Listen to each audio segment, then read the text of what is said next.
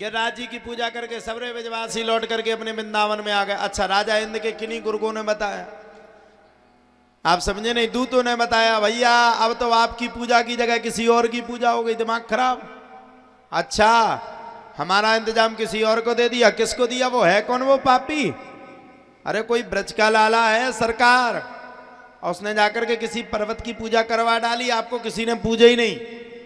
क्या बात कर रहे हो? बोले बिल्कुल सही कह रहे हो। बोले हाँ सही कह रहे हो महाराज। बोले हाँ क्लियर बात है। बोले हाँ। इंद्र ने कहा एक बार और पता चला करके आओ, सही में पूजा किसी और की होगी? बोले बिल्कुल महाराज।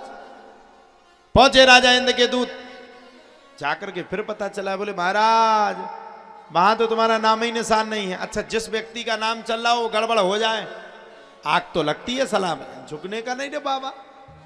नाम ही खराब हो गया, किसी दूसरे का नाम हो गया। करें तो करें क्या करें भैया। राजा इंद्र को अत्यंत क्रोध आया, बड़े बड़े मेघों को बुला लिया। अच्छा, अभिमानी व्यक्ति अपने अभिमान का उपयोग जरूर करेगा।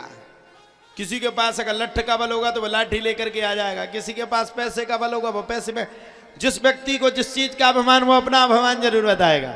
लेकर के आ गए सबरे ब्रजवासी यों के लिए राजा इंद्र ने बड़े बड़े श्यामंतक नाम के मेघों को बुलाया और मेघों को आदेश दे दिया, जाओ ब्रज में ऐसी बरसात करना, ऐसी बरसात करना, ऐसी बरसात करना कि बरसात के प्रभाव से पूरा ब्रज जल में सराबोर हो जाए। अच्छा मैया, ओ मैया सुन लियो ध्यान से। ये राजा इंद्र ने कहा। अच्छा, राजा इंद्र इस बात को भूल गया कि तुम्हारा मालिक वहीं ब्रज में बैठा है। अच्छा एक बात बता, हमारे साथी हैं, मान लो हमारे पंडित जी हैं, ये कहीं आ रहे हैं, हम इनके पीछे बैठे तो ये क्या करेंगे भाई? गुरु के आगे से थोड़ी चल पाएगा। भगवान ब्रज में बैठे थे, भगवान ने कहा करो बेटा, तुम बरसात कितनी करते हो, मात तुम्हें देख ही ले। अच्छा ध्यान करना, अपने से बड़ों के सामने हमें ज्यादा होशियारी नहीं बताना चाहिए, ज्यादा होशियारी भी खराब होती है। अच्छा, आज का आदमी बुद्धि ना चलाए तब तक उसको पानी नहीं पचता, और भगवान को तो जेब में रखे, भगवान कसम, सुबह से उठेगा भगवान कसम, झूठा भी खा जाएगा भगवान कसम। अच्छा कहो बच्चे की कसम खा लो तो नहीं खाएगा, बच्चे की नहीं, मर जाएंगे, कछुओ ना जाए। अच्छा बच्चे की कसम खाएगा नहीं, कछुओ ना जाए, और भगवान की। अच्छा एक बात बताओ, सत्य बताना, गांव में 99% व्यक्ति और माताएं भगवान को कॉल खाती, खा जा रहे भगवान को कॉल, राम दी चाची भगवान की सो खात की नहीं, झूठी कसम कम से कम 50 बार खाते हो।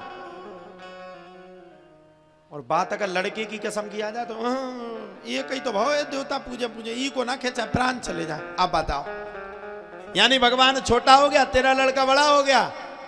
अरे जिस प्रकार अपने लड़के का सम्मान करते हो, ये भी भगवान ने दिया है। ज्यादा कसमें मत खाया करो रोज उठ उठ करके। और सुनो, एक नारा आप लोग सीख जाओ। अभी हम आज हमारे दादा गुरु ने हमसे कहा है, अगर गांव अनुमति देंगे तो हम करेंगे, नहीं तो नहीं करेंगे। अब चाचा सोच रहे मन में, पता नहीं है जी कौन सी अनुमति ठोक देने और फिर संभल पाने की नहीं, क्योंकि चिंता है। चाचा की भी बात अपनी जगह जायज है, संभालना तो नहीं को पड़ता, सब बिगड़ जाता। तो सोच रहे भी मन में, पता नहीं आप जो जाने कौन सी अनुमति ठोक रहा हो। आगे चल के अगर भगवान ने चाहा तो हमारे दादा गुरु ने कहा है कि ये जो परिक्रमा है, ये संकट मोचन की जो परिक्रमा है, ये जो संकट मोचन की परिक्रमा है, लौट करके शायद यहां से ऐसे ऐसे जाओ तो लौट करके 10-15 किलोमीटर की है। हमारे दादा गुरु ने कहा है अगर कभी समय मिला तो एक बार हम सभी गांव वालों के साथ मिलकर के पूरी विराट परिक्रमा संकट मोचन सरकार की लगाने का काम करेंगे। हमारे दादा गुरु ने कहा है कि हनुमान जी की छोटी परिक्रमा लगाने से तो सब कष्ट मिटेंगे, लेकिन अगर हनुमान जी महाराज की संपूर्ण परिक्रमा लगा करके तुम यहां पर जल चढ़ाओगे तो जो काम आपके 10 दिन में 50 दिन में बनने वाले हैं वो मात्र 1 दिन में बन करके खड़े हो जाए। तो अभी हम लोग विचार करेंगे बात तो धन्य है, मैं कथा के बीच में आप सबको टोक रहा हूं। आज सनातन धर्म की धर्म ध्वजा फहरा चुकी है और पूज्य बागेश्वर धाम गड़ा ग्राम से हिंदू की हुंकार लगाते हुए सनातन की हुंकार लगा करके सनातन धर्म को एक करने के लिए निकल पड़े हैं ओरछा धाम की यात्रा के लिए। उनका भी मैं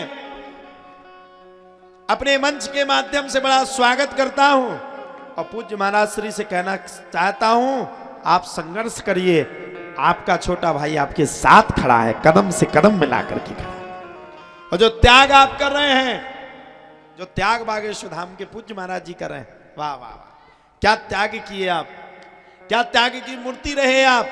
ना घर देखे ना परिवार देखे, दिनों रात सनातन की सेवा में लगा दिया। ऐसे महाराज जी के लिए जोरदार ताली हो जाए। हम जल्दी से जल्दी, अब सबसे पहली हमारी प्राथमिकता होगी धाम के विकास को आगे बढ़ाना।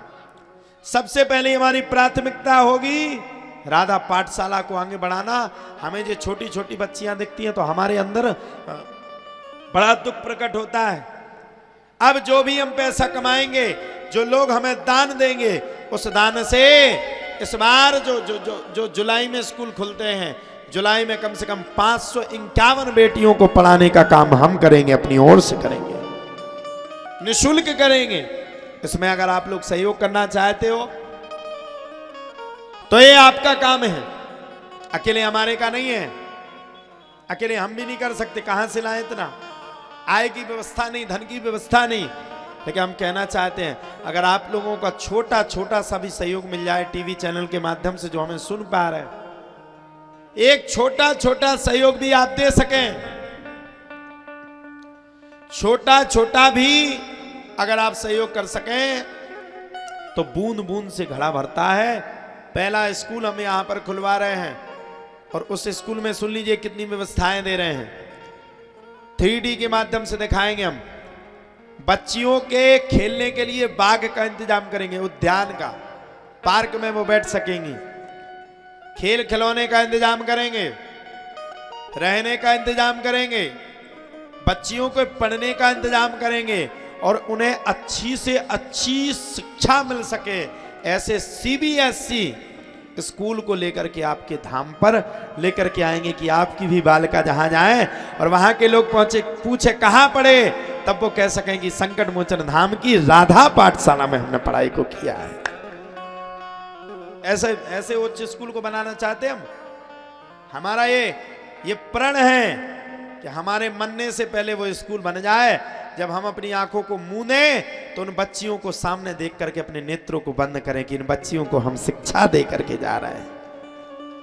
और ये शिक्षा हम नहीं दे रहे ना, हम तो सिर्फ माध्यम है, संकट मोचन की कृपा दे रही है और बच्चियों का भविष्य दे रहा है और बच्चियों के साथ साथ बालाजी की कृपा इस उच्च शिक्षा को देने का काम करेगी। इसमें हमारा कोई प्रयत्न नहीं। हम चाहते हैं बच्चियों को बड़े सुंदर सुंदर वस्त्र मिले, बच्चियों को बड़े सुंदर सुंदर खेलने के लिए खिलौने मिले, बच्चियों को ध्यान में पूर्ति हो। और हम उन बच्चियों को एक ही क्लास नहीं देंगे, डांस की भी क्लास देंगे, संगीत सीखने की कला देंगे। उन बच्चियों को हम डांस की क्लास, संगीत की क्लास, स्पोर्ट की क्लास, कंप्यूटर की क्लास, बड़ी बड़ी क्लासों को रख देंगे। और ये मेरा वादा है, इस देश में जो परफेक्ट टीचर होगा, जो सबसे अच्छा टीचर होगा, चाहे देश में हो चाहे विदेश में हो, संकट मोचन धाम पे उसको लेकर के आएंगे और बच्चियों की शिक्षा की पूर्ति करेंगे। इसमें आप सबके भी सहयोग की आवश्यकता है। अगर आप लोग बूंद बूंद का सहयोग कर दें, मैं आप अपने लिए कुछ नहीं मंगा रहा, मेरे लिए तो आप एक कड़ा भी दान ना करना, मैं सिर्फ और सिर्फ संकट मोचन धाम पर गरीब कन्याओं के लिए मंगा रहा हूं। मैंने आज तक कभी भी किसी मंच से किसी के लिए 1 रुपए नहीं मंगाया। इस बात के गवाही आप ग्रामवासी हो, मैंने कभी किसी से 1 रुपए का दान नहीं दिया, दान भी नहीं लिया। और आज तक आप लोग विश्वास मानो, इतने बड़े बड़े यज्ञ हो गए, मैं कभी किसी के पास गया क्या? बताइए, किसी से दान मांगने गया क्या? लेकिन ये दान मैं अपने लिए नहीं मांग रहा, ये दान मैं गरीब बच्चियों के लिए मांग रहा हूं। 1100, 2100, 5100 जो आपसे बन पड़े, इन बच्चियों पर दया करके इन बच्चियों को जरूर जरूर जरूर आपको दान करना चाहिए।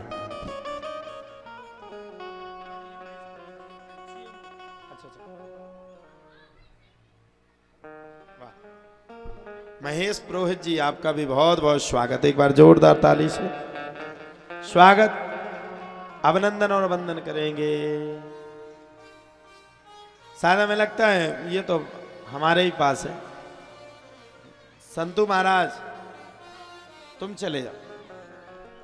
तो इन गरीब बच्चियों के लिए, असहाय बच्चियों के लिए आप पे जो बन पड़े वो सहयोग करना।